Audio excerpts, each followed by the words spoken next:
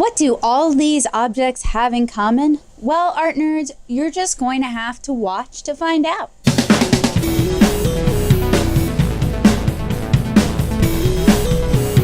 So today we're doing a demonstration on constructive drawing. Constructive drawing allows you to draw anything you can see and almost anything you can imagine by breaking down objects into easy to replicate basic shapes. These shapes are a sphere, a cone, a cylinder, a pyramid, and a cube. So in today's demonstration, I'm going to show you not only how to draw those shapes, the basics of those shapes, but also how to break these more complicated forms down into those basic shapes so that you can draw anything you see effectively and with confidence. So we're going to begin by talking with our basic 3D shapes. And these all start with one of three bases. For the most part, there are some exceptions. Before today's tutorial, they all start with one of three bases: a circle, a triangle, or a square. So a circle becomes a sphere. And there's a few different ways you can indicate that it's a sphere.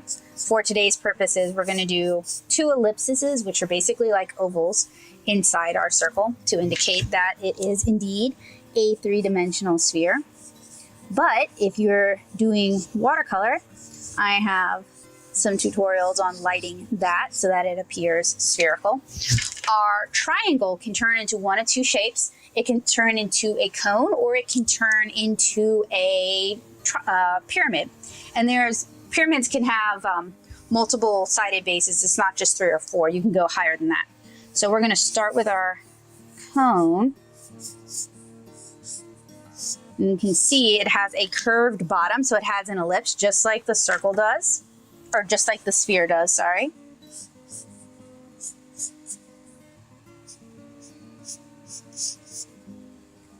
And then we're going to do a 3-sided pyramid. So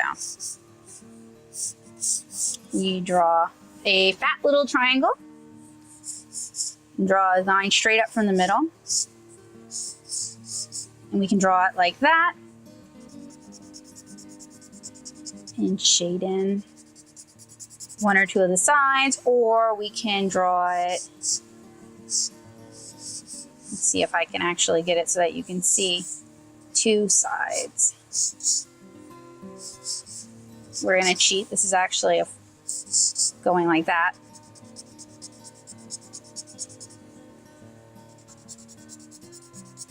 So those are 2 3-sided pyramids. A 4-sided pyramid would start with a square base. And would have 3 sides really, because the bottom, 2 sides you can see and 3 sides you cannot.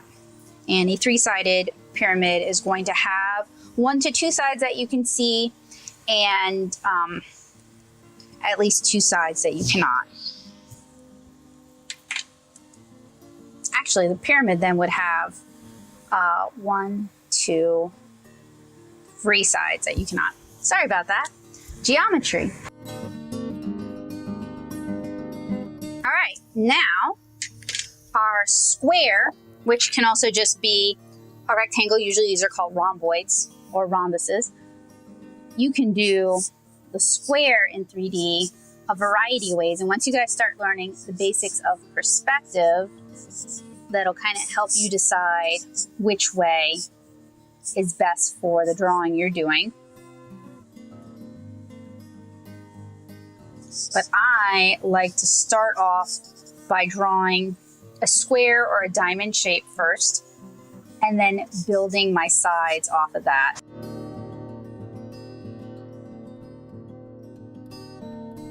And depending on how you shade these or ink these, it will change. Once you've drawn them through, it'll change how your eye perceives them. So you can kind of make them pop in and out mentally and then opt to shade them so that it's more apparent which sides are the tops and the bottoms.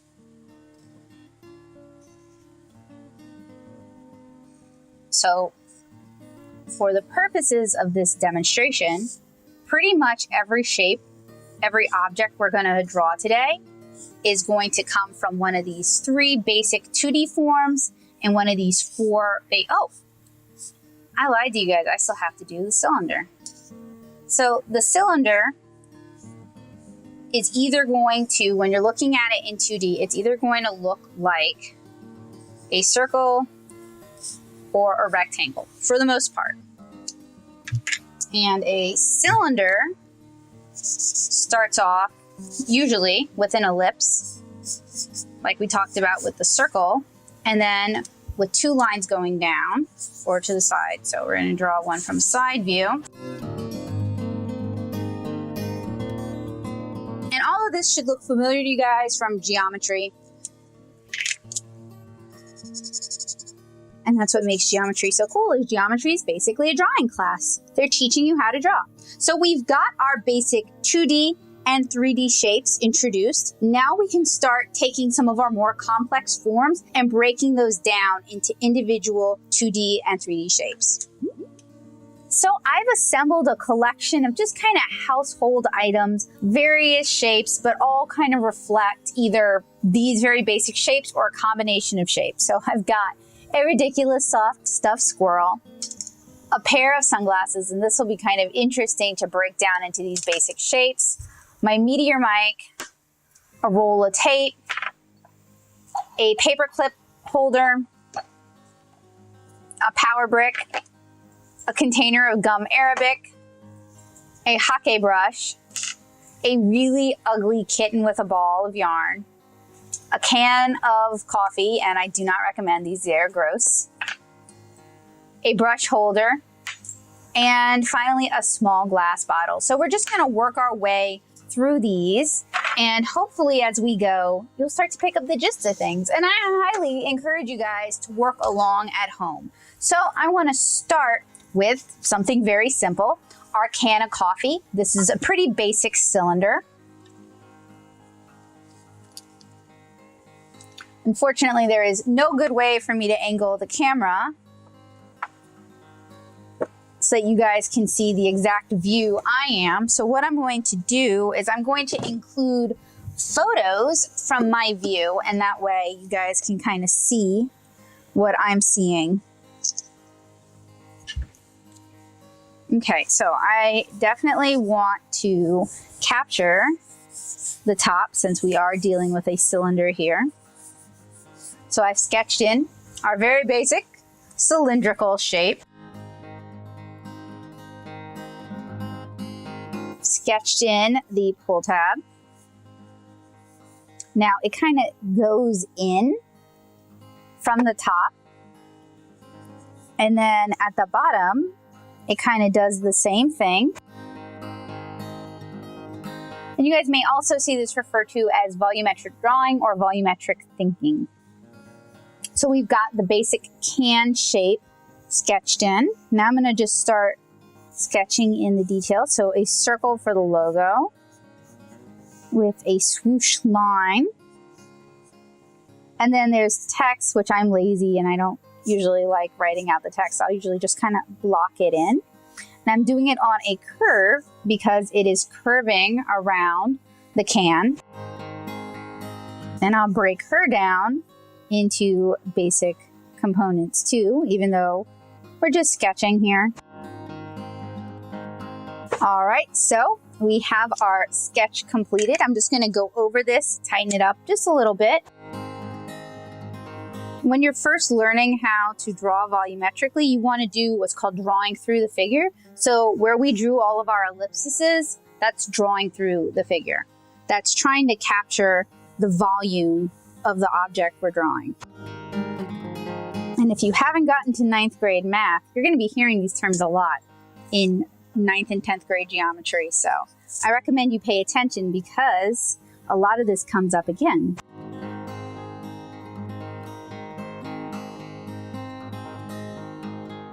All right, so we have our first object done. Pretty simple, just a can of coffee. Very basic cylinder, but you know, you can practice a lot from something as simple like this, holding it and drawing it from different angles, understanding how the form moves in space, it's really best to start, in fact, with very simple objects for that sort of thing, and then build up and practice with increasingly harder things as you go along. But the more you practice drawing very simple things in space and in rotation, the more your brain is going to know how to rotate forms in space. So if this is something you struggle with, this sort of practice can really be good for you. So next, we're going to do this really basic roll of blue tape.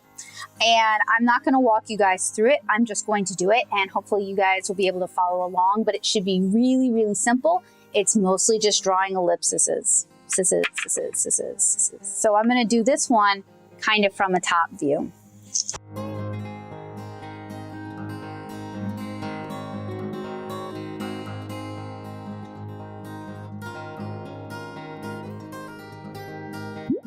That was really easy, right? All right, we've got one more cylindrical form I want to do, and this can be drawn in a number of ways. We can flip the legs down and practice that. It would be a good reference for like maybe a lunar lander, something like that, or we can flip the legs up and just draw it as it is. It does have some detail and some design, but it's really not a particularly complex form. So I'm going to walk you guys through this one. So I've got kind of a top view going on here. Your view is much more extreme than mine. So what I'm going to start is I'm going to start by sketching in my cylinder, and that's going to give me kind of my form in space. Then on top of the cylinder, there is a sphere. And then there are these sort of oval plates. And my view at the bottom is kind of occluded, so I'm not going to worry about that. I'm going to use a line to help me line up where I draw my plates. And then, all right, so I'm going to try to give these a little bit of depth by widening that line. There's a sort of rectangular little plate here with a circular dial. Really, it's a very thin cylindrical dial because there is some depth to it. And then there's like silver grill marks going down, and inside there's wire. And then across the front, there's more of the same. And I'm just kind of loosely blocking in my shapes. I'm not super concerned. And then there's little rubber feet.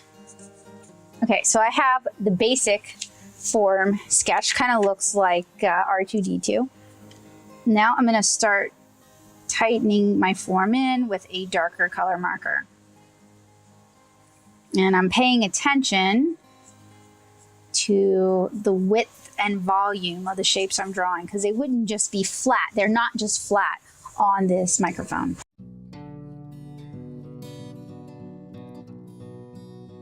Oh, I'm drawing the plates. These are actually the legs that fold out.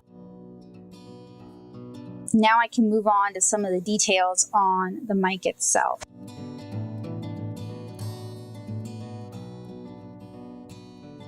And then the grill marks. And I'm indicating depth with the wider line. And I also want to start, I'm going to just cross hatch the wire mesh that's inside, just as a visual reminder. Sometimes I'll lose my place. So we're basically alternating wide and narrow lines and putting a little bit of wire mesh in between. And these lines should be just a little bit curved because they are following the surface of the microphone. then we're going to do the same over here. And the more you draw from reference, the better you're going to just get at drawing in general, because your brain's going to have kind of a vocabulary. It's going to have a repertoire of objects that it understands how to draw. So the more you can draw from reference, the more you're going to be able to draw from imagination, because your brain's going to be able to combine all these things together to invent new things. And you're also going to be able to draw more realistically. Even if you're someone who wants to do cartoony stuff, it's important to understand how forms come together and how things are put together, because you're trying to create a believable world, or a world that your readers, your viewers can immerse themselves in. So while you're still learning, I recommend you spend some time, you draw 5 everyday objects, maybe from different views every day, just to sort of, you know, build up your skill set, build up your muscle memory, train your hands. All right, so this dial has little hashes on it. And just practice drawing and analyzing what you actually see. All right, so that wasn't that hard at all. It looks complex, but it's really built up of very simple forms. So next, I'm going to move on to something that appears fairly cylindrical. I'm actually going to remove these paper clips for the time being, just so that I can shut this. So it is both complex and fairly simple. It's made up of very simple forms, but there's a lot of them.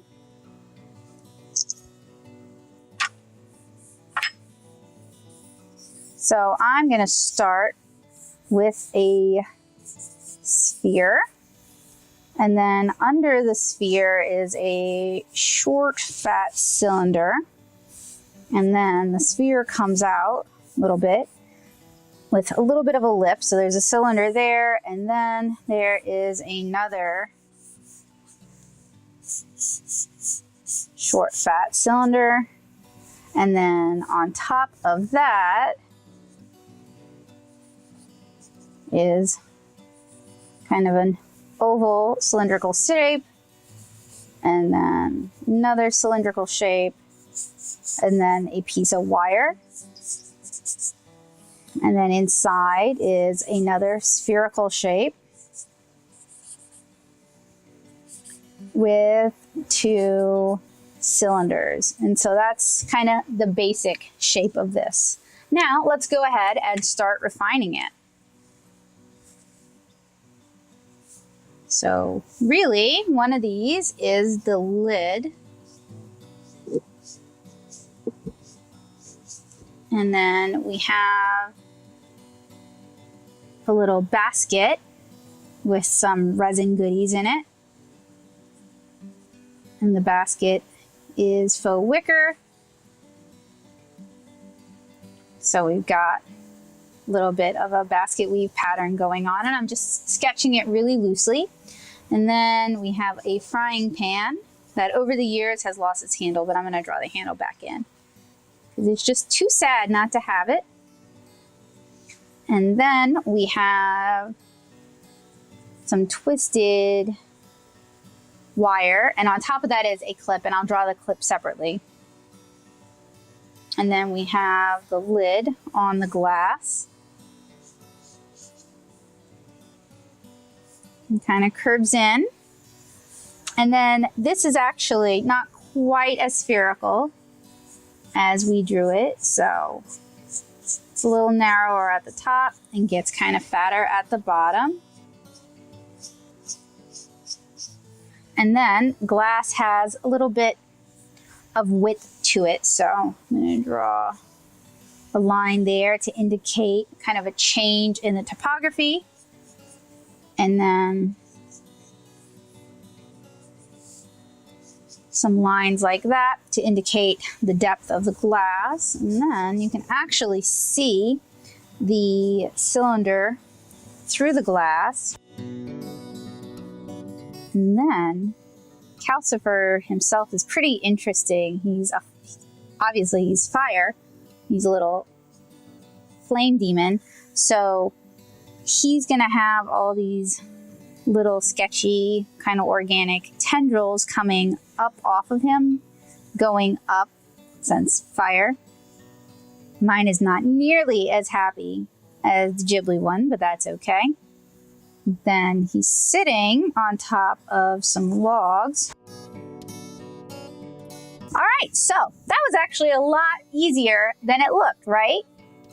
Looked like it was going to be fairly complex, but really it's just a collection of simple shapes. All right, we have another bottle here. Looks a little bit like a genie's magic bottle.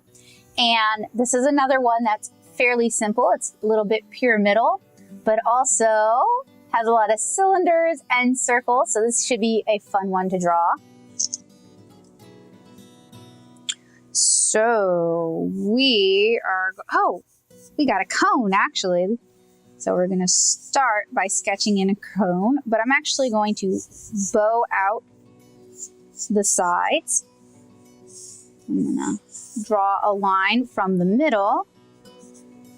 We've got a cylinder, and then we've got an inverted cone. All right, so all very simple so far. And then these sides actually come down longer and kind of taper in at the bottom. Then we have these indentations. You can kind of see them through the other side. And I actually drew the neck too long. So since this is a sketch, I'll just go ahead and revise that. Okay, so that is our basic bottle form. I'm gonna go ahead now and tighten it up. And what was disappointing for me is, I don't know if you guys know this about me, but I did not have access to high school art. I began my fine art journey as a student in college.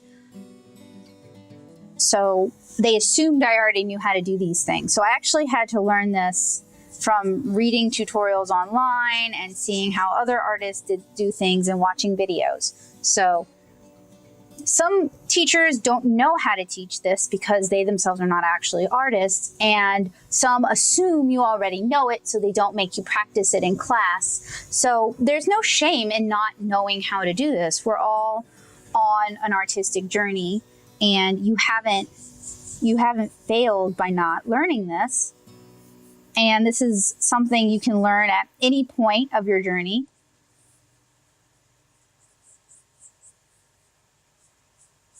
So if this is new to you, there's absolutely no shame at all. And I really hope this is going to be helpful for you guys. And if not, that's okay. There's probably another method that will suit you better. And there are plenty of people online who can show you how to do it. So I'm just kind of indicating the depth of the glass, as well as the circular forms in the background. And then since we're drawing glass, we can actually see the bottom of our form. All right, not perfect, but pretty good. You can use some shading if you like, just to kind of continue to indicate the forms that you're drawing. Or we can move on to our next object. All right, so we're going to move on to another semi-complex kind of amorphous form. It doesn't really have any, I mean, there are some shapes, obviously, like we've got a cylinder up here and a cylinder for the neck, but it kind of blobs out. Don't worry, it's still really easy to draw. We're going to apply the same basic principles.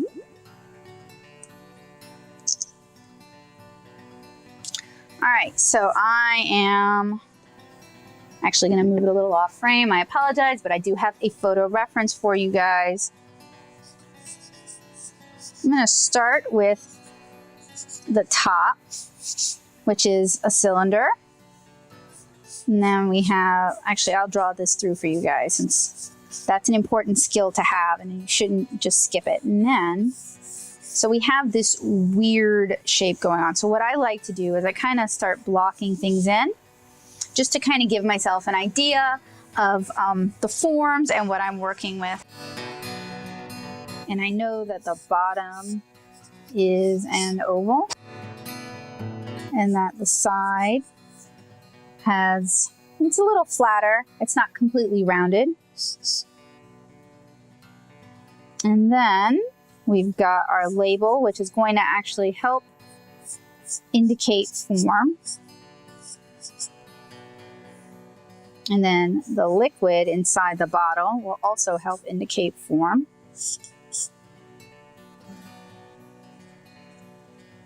And there's some bubbles in it. I don't know if you guys can see that. And then there's some embossment on the top of the bottle.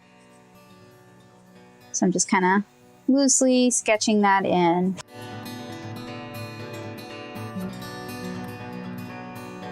And the way to think about this is you're thinking about you're going from big forms, major forms, to minor forms, aka details. So didn't add a lot of details at this stage. Now I'm going to take the time though to add in more details, and it's really about deciding what's best for your image, the image you're drawing, as well as the art style you're going for. Some people have really, really simplified cartoony drawing styles. Some people will merge the two, and some people try to go for as realistic as possible. Since I frequently draw without the benefit of working directly from reference, I have a more cartoony, kind of loose abstraction style. But really, before you try to settle on a style, it's best if you just practice and let your style find you. Work with what you're comfortable with and what you find pleasing to look at. The sort of art you like to look at can be a great source of inspiration for the sort of art you're going to make. Now there's some contour lines going around the bottle. Not just the label, but also the different planes of the bottle. And sometimes these amorphous forms can be the most difficult to draw accurately. And I'm doing rectangles, curved rectangles to indicate text. All right.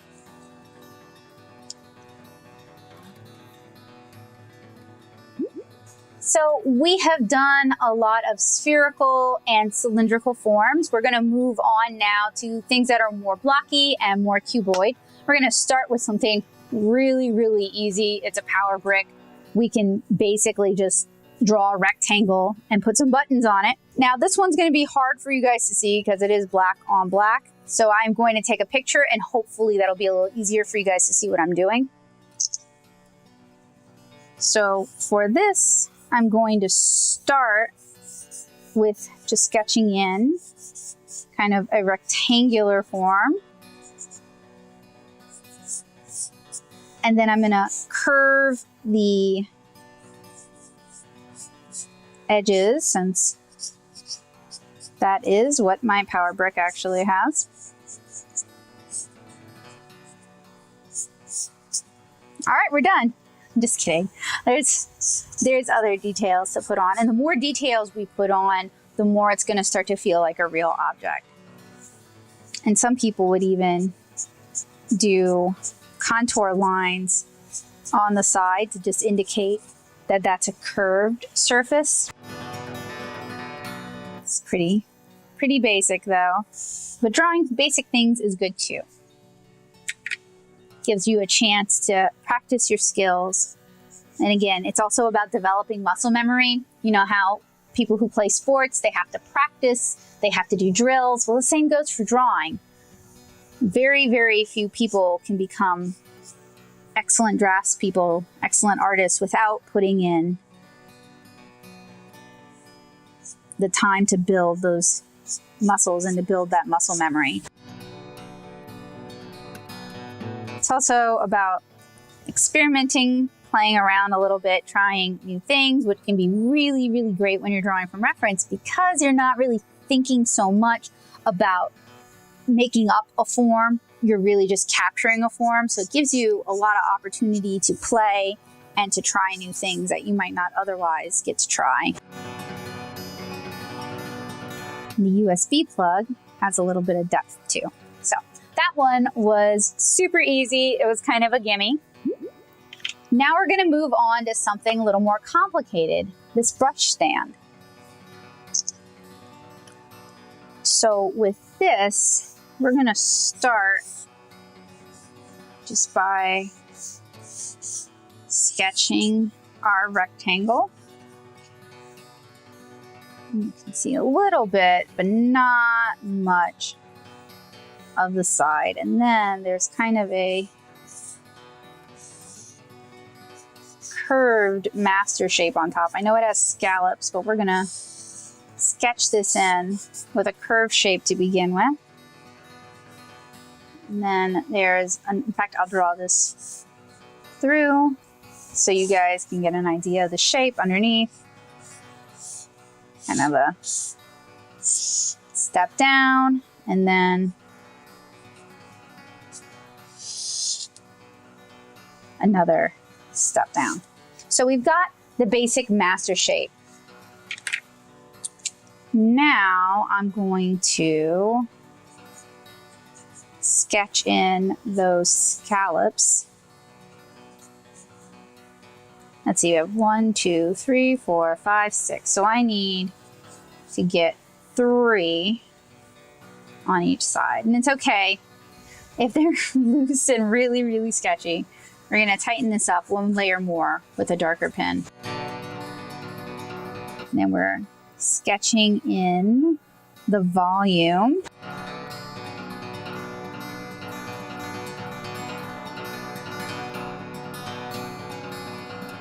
And then we just need to draw in the bottom pedestal. And I'm just going to darken this line here where it casts a shadow. Darken that where it casts a shadow. You don't have to do that, but you know, when you're working from reference, it can be really helpful to start by studying how the light falls and affects the object. All right, so using our darkest blue now. I mean, this is already pretty tight as it is, but I'm just kind of giving it a final layer of refinement. And when you're doing your life studies, when you're drawing objects from life, you don't have to use multiple colors, and you can draw in almost anything you feel like drawing. You can use crayon, you can use marker like I'm using, you can use pencil, you can use pen. I'm using marker because it shows up well on camera. But I would really recommend that instead of erasing, you just redraw it, because the more you draw, the better you're going to get. And if you start erasing, you're just going to start nitpicking, when really the intention for doing something like this is not to create, you know, a masterful finished piece. It's just to do the work, just to do the studies, just to get that muscle memory going.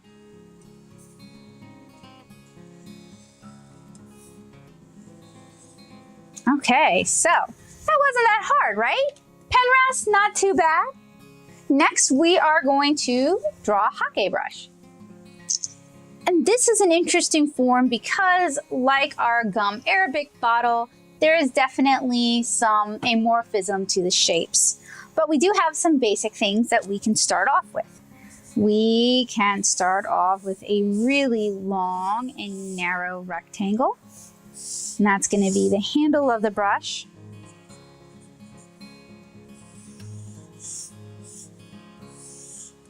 And then we can sketch on a slightly stouter, long rectangle. And then we can kind of sketch a trapezoidal shape. So we've already got the basics of the hockey brush down. Now we really just need to kind of smooth out some of these forms, smooth out some of these transitions.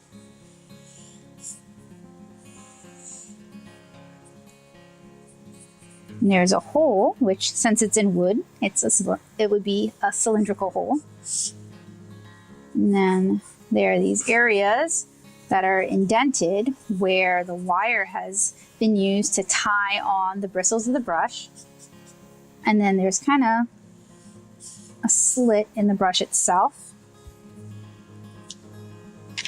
Then we just need to tighten up those details. So for the purposes of this tutorial, I'm going to leave the individual bristles of the brush kind of as a solid mass, because we're really just exploring form today. I'm looking at the pattern of how the wire has been sewn into the handle, and it kind of alternates. This would prevent the bristles from falling out. So it's a pretty important design feature.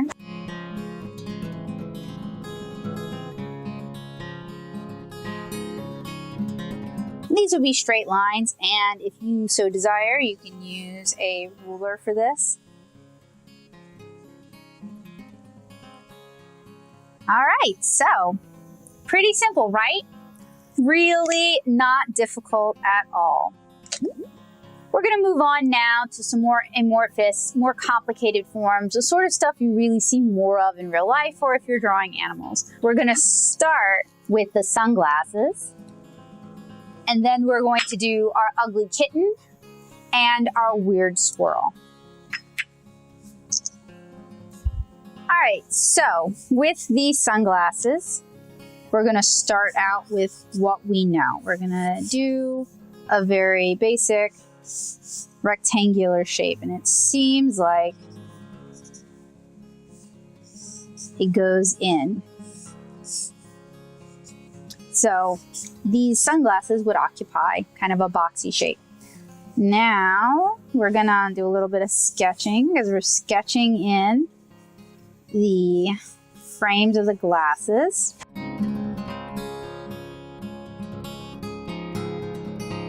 And then start to sketch in the actual interior of the glasses, as well as that'll help me place the arms, which come out just a little bit from the behind the glasses. And I apologize that my marker is dying. We're going to switch out now. I'll zoom in a bit. So I'm just kind of tightening up my forms,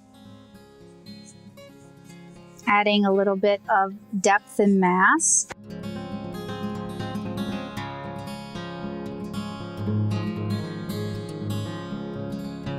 See a little bit of it on the inside. A little bit of rhinestones. And then you can start drawing the arms of the glasses inside the glass. I'm going to make a stronger line where it's not occluded by the glass. Then I'm just going to go ahead and kind of fill the glasses in, because why not? They're sunglasses after all. All right, so that was a lot easier than it looked, right? 2 more to go. We're gonna do our weird squirrel next. Really, it's a collection of spheres and an amorphous shape. And I'll go ahead and start with the darker color since my lighter one is dying. So we've got kind of an oblong spherical shape. Just drawing in the ellipses to give direction, and then we've got another oblong spherical shape, and then just basically little flaps of fabric for the legs, and a little tuft of hair, and then little folded in ears, and then a sewn on triangular nose, some contour stitching which gives the form its shape, then the eye, and then we have this weird little banana of a tail, which isn't really any particular shape. Okay, so we've got our basic ugly squirrel shape down. Gonna start sketching in the black stripes because it's really kind of like a weird chipmunk, as well as some contour stitching. And now that our basic sketch is done, we're gonna go ahead and tighten it up. So, weird little tuft of hair. Strange, sewn over, kind of circular ears. Bulging, bison-esque forehead. Sewn on triangular nose. Contour stitching to give it some shape. Embroidered little eyes. Then it basically just kind of merges into the body. One of the black stripes visible from the other side. Weird, matted, much loved by my cat tail fur. And I'm just kind of doing kind of a texture on it just to indicate kind of shading as well. The other black stripe. A little bit of stitching on the leg. Contrast stitching in order to give it form. The back leg, and then the leg on the other side. Ugly, but accurate. Finally, we have one more friend to practice with today, and that is our ugly kitten with its ugly ball of string. I actually collect ugly kittens. They're pretty much always given to me as gifts by a particular person, and this is one such ugly kitten from my collection. I have many ugly kittens, so if you see a shocking number of ugly kittens around that's in my videos, it's because I collect them. So the kitten is pretty easy also. We're gonna start with a sphere. And we're actually going to use these guidelines to indicate the direction our ugly kitten is looking in. And then we've got kind of two major forms of the body, which can basically, for right now, can be rendered as spherical lumps.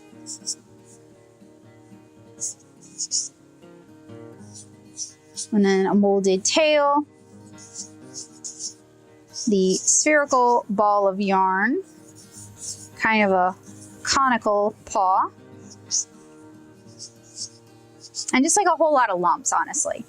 Then we have almost pyramidal ears, and then a shock of terrible hair. For getting a little more detailed, we have kind of another rounded lump. That's going to be the nose. And then the two eyes. So I'm just gonna start, actually, we need to start with the lighter blue because we may have to give this 3 passes. I'll zoom in for y'all. So we're gonna start with that horrible, wispy, ancient rabbit fur hair.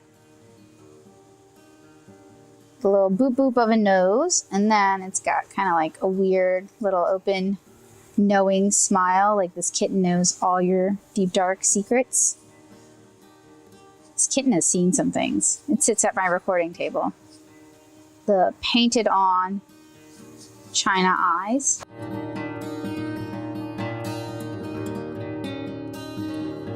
The pyramidal ears, the little bit of pink on the inside. For an inking class, we had to do a still life, and I used one of my ugly kittens. And the big complaint in the critique was that I did a really ugly job on the cat.